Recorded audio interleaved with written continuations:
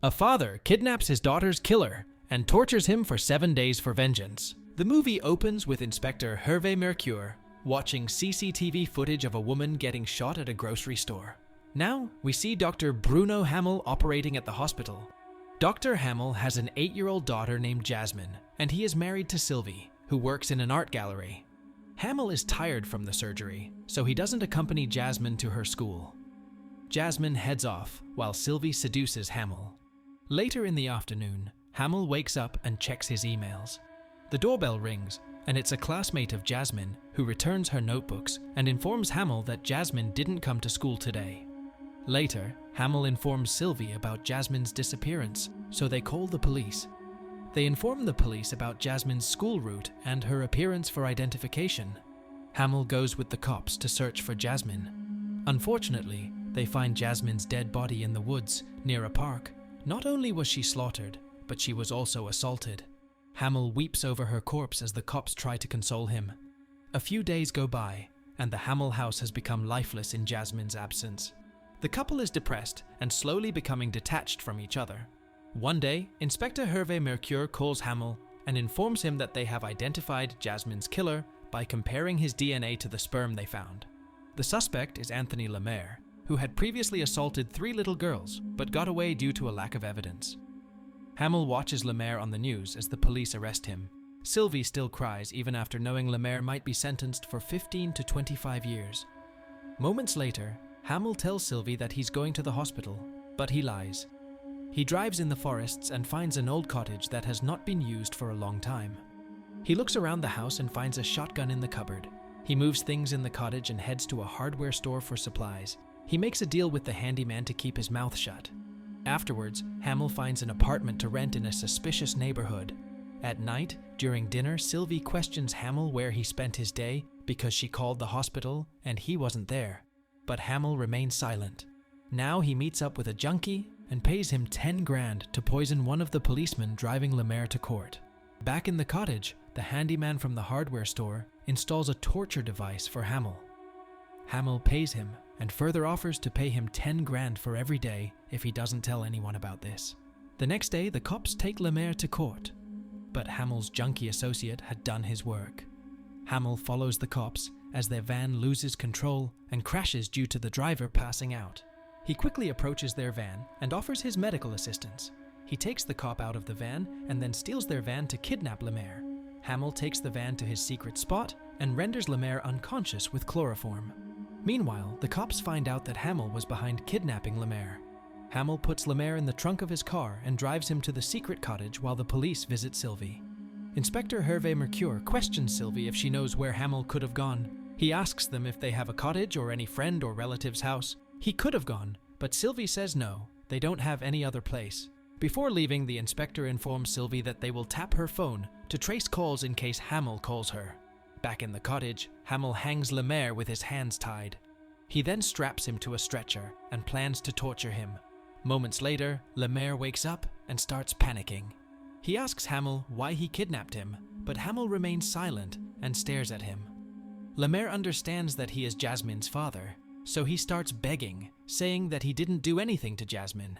He lies constantly, so Hamel smacks his knee with a sledgehammer. Lemaire screams in pain as Hamel sits down and drinks beer. On the other hand, Inspector Hervé Mercure continues to watch the same footage, which is revealed to be of his late wife. Now, Hamel leaves Lemaire standing with his broken knee. He sits down and smiles as Lemaire screams in pain. It's day 2 now. Hamel pees on Lemaire and wakes him. Lemaire mentions that Hamel will be imprisoned for torturing him, but Hamel kicks his face. Hamel heads out and wanders by the lake. He notices a dead deer and brings its meat to feed Lemaire.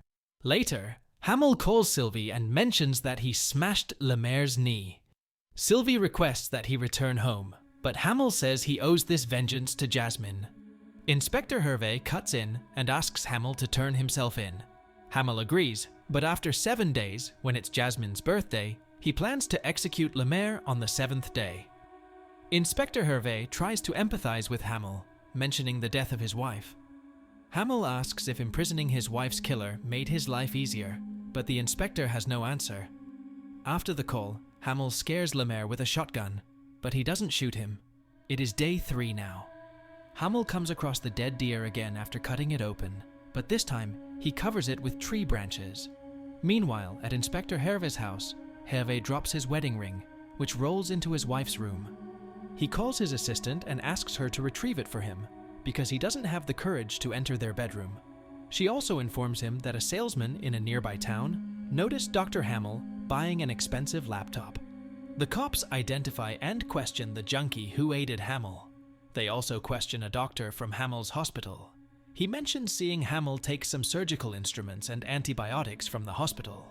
Lemaire now confesses that he put his hands on Jasmine, but it only infuriates Hamel, so he starts whipping Lemaire with a fat metal chain.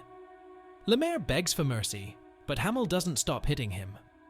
Lemaire loses consciousness due to his brutal injuries, but that doesn't stop Hamel. The cops had failed to trace Hamel's call and are clueless now. It is day 4 now. Hamel notices Lemaire is having problems with his breathing and digestion. He heads out and notices the deer is decaying and starting to smell, so he drags it to a boat and drops it in the middle of the lake. Now, he watches the news where Sylvie gets interviewed and mentions Hamel has gone mad. Hamel later calls Sylvie furiously and asks why she called him crazy. She believes Hamel is doing all this out of guilt, but he blames her because she wanted to get intimate instead of taking Jasmine to school. They both get angry and smash their phones. Meanwhile, the cops successfully trace his call and plan to bust him. Hamel straps Lemaire to the stretcher again and shows him an antibiotic that paralyzes the body, but the person remains conscious. Lemaire mentions that he too was tortured in his childhood. That's why he needs help. Hamel ignores him and injects the antibiotic to cut out his small intestine. It's day 5 now. Hamel now cooks liquid food for Lemaire because he can't digest solid food anymore. But Lemaire refuses to accept his food. Hamel is now finding it hard to torture Lemaire, so he cries and punches the wall. He injects Lemaire with a glucose drip to keep him alive. Lemaire is now getting used to the torture, so he starts tormenting Hamel with his words.